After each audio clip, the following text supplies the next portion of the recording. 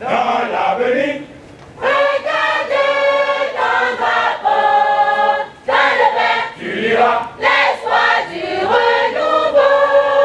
C'est à travers une cérémonie riche en couleurs ce samedi 23 mars 2019 au Collège d'enseignement général 1 de Boycon que les acteurs de l'éducation de la ville et du département ont procédé à la distinction du maire Luc Setondia Atropo. Une décoration qui vise à reconnaître les mérites et l'exploit de l'élu de proximité. L'homme pour qui l'excellence en milieu scolaire reste un objectif permanent à poursuivre sans relâche.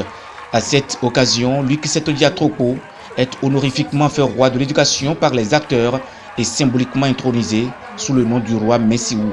Entendez, grâce aux enseignants ou honneur aux enseignants. La coutume voudrait que le roi se donne un nom, c'est ça, non? C'est ça, non? Parce que le roi ne devrait plus être appelé Luc. Il faut qu'il se donne un nom. Et si je devrais me donner un nom, volontiers le nom serait Messiou. Messiou. Ça veut dire à cause des enseignants, Messiou. Sans même savoir qu'on ferait une telle cérémonie. On m'a dit qu'il y avait décoration. Mais très honnêtement, j'étais loin d'imaginer la forme que prendrait la décoration.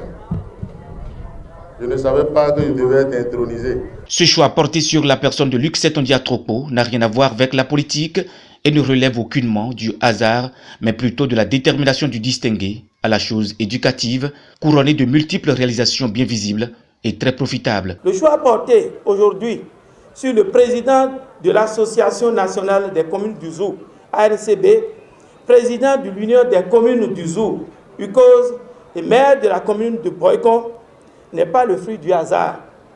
En effet, son Excellence M. Luc Setondia Atropo est une référence en matière de conception et de mise en œuvre de politiques éducatives. Votre détermination, votre courage vous ont permis de poser des actes historiques qui resteront gravés en lettres d'or dans les archives de la direction départementale que je dirige. Présent à cette cérémonie de distinction et très ému par les nombreux fruits de la politique élaborée par le maire de la commune de Boycon pour le développement éducatif, Séraphin Bangbata prie les enseignants de former des apprenants à l'allure et au bon cœur de Luc Setondia Atropo. Je prie pour que les enseignants puissent faire en sorte que nous ayons 1000 fois Luc Atropo, 10 000 fois Luc Atropo, 100 000 fois Luc Atropo. Nous en avons besoin dans notre pays. Parce que lorsque vous avez des enseignants de cette qualité et des hommes de cœur de cette qualité, votre pays doit progresser. Et vous progressez. Merci pour ce progrès. Le préfet Firmin Couton du département du Zou n'est pas resté en marge de cette célébration. Il reconnaît les mérites de Luc Setondia Atropo et l'encourage à faire davantage. Aussi n'a-t-il pas manqué d'inviter les enseignants à plus de collaboration. Monsieur le maire, vous êtes un exemple donc, et par cette reconnaissance, vous devez savoir que lorsque vous êtes reconnu, on vous indique encore de faire mieux pour atteindre de meilleurs résultats. Donc vous ne devez pas vous arrêter en si bon chemin, chers enseignants. Quels que soient les moyens que le maire va mettre à votre disposition, rendez-vous disponible pour accompagner ces enfants à ces différents examens.